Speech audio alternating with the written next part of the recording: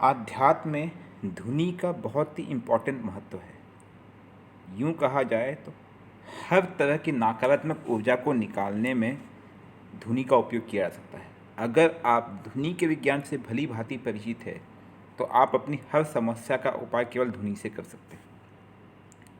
अब धुनी में क्या होना चाहिए, धुनी कैसे करना है, क्या नहीं करना, इस चीज़ को समझिए। आपका जो भी संकल्प है, जो भी उद्देश्य है, पहले आप उसे दोहराए अपने इष्ट देव के सामने और उसकी एक माला जप अवश्य करें। उसके पश्चात आप धुनी बनाएं, क्योंकि इष्ट देव को बुलाने के बाद अगर आप धुनी देते हैं तभी वो कार्य भी करता है। ऐसे धुनी का कार्य जो इफेक्ट है कम हो जाता है। अब इसके विज्ञान को समझिए। धुनी में जो तत्व होते हैं वो आपके आसपास के वातावरण को शुद्ध करते हैं। जो भी दूषितपना है, जो भी नेगेटिविटी है, टॉक्सिन्स है वातावरण में, उसे भी निकालते हैं, प्लस नकारात्मक ऊर्जा को भी भगाते हैं। अब धुनी में डालना क्या क्या है? धुनी में जो चीज़ें आवश्यक है उनमें है पीली सरसों, लौंग, गूगल, फिर काली मिर्च, सरसों, आपने पीली सरसों लिया, सरसों अर्थात राई, उसके बाद सूखा धनिया, थोड़ा सा मीठा, मीठे में आप गुड़ ले सकते हैं, फिर जायफल, जायफल एक टुकड़ा या फिर उसको पीस करके उसके कुछ टुकड़े डाल दीजिए,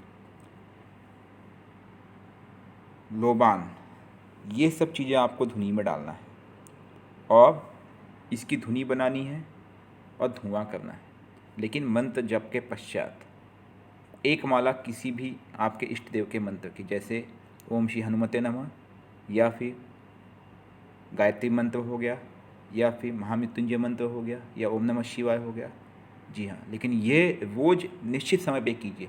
संभव हो तो धुनी आप संध्या काल में 6:30-7 बजे के आसपास कीजिए, ये अति उत्तम समय रहेगा। और धुनी आप गोबर के कंडी पे भी दे सकते हैं, डायरेक्ट अग्नि जला के भी दे सकते हैं, ये आपके ऊपर डिपेंड करता है। लेकिन गाय के गोबर की कंडी अति उत्तम मानी जाती है धुनी के लिए, ध्यान रहे। इससे वातावरण शुद्ध होता है और नकारात्मक ऊर्जा तुरंत चली जाती है। तो हर तरह के नकारात्मक ऊर्जा को भगाने के लिए इससे बेहतर उपाय नहीं है। अगर दिक्कतें ज़्यादा है तो आप हवन भी कर सकते हैं और मंत्रों की संख्या भी बढ़ा सकते हैं। देखिए, उपाय यही है, लेकिन आपको मंत्रों की संख्या बढ़ानी पड़ सकती है या हवन की संख्या बढ़ानी पड़ सकती है।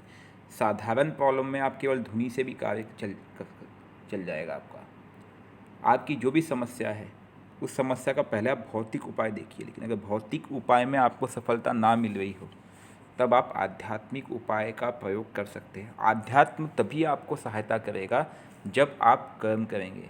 इसलिए भौतिकता को मत छोड़िए। लेकिन जैसे कई लोग बोलते हैं भाई मैंने पूजा पाठ की लेकिन मुझे सफलता नहीं मिली। भाई आपने केवल पूजा पाठ ही किया लेकिन आपने कर्म तो छोड़ दिया ना।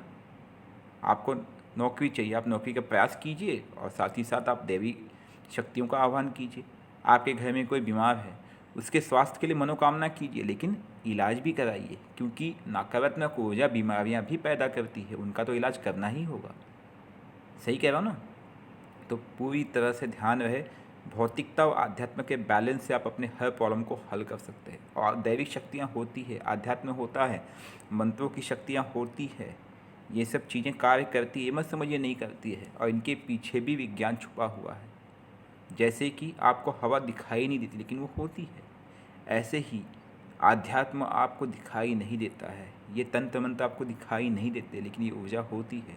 आप देखेंगे, अगर आप मंत्र जाप की संख्या बहुत ज़्यादा बढ़ा देंगे, कुछ दिनों के बाद आपको खुद महसूस होगा आपके मस्तिष्क पे एक प्रेशर क्रिएट होगा, कुंडलिनी शक्ति की जागृति होती है, दैविक शक्तियों से आप संपर्क करना सीख जाओगे। तो ध्यान रहे, जीवन की हर समस्या का उपाय आध्यात्म में है, लेकिन भौतिकता में आपको कर्म भी करना पड़ेगा, कंडीशन अप्लाइड।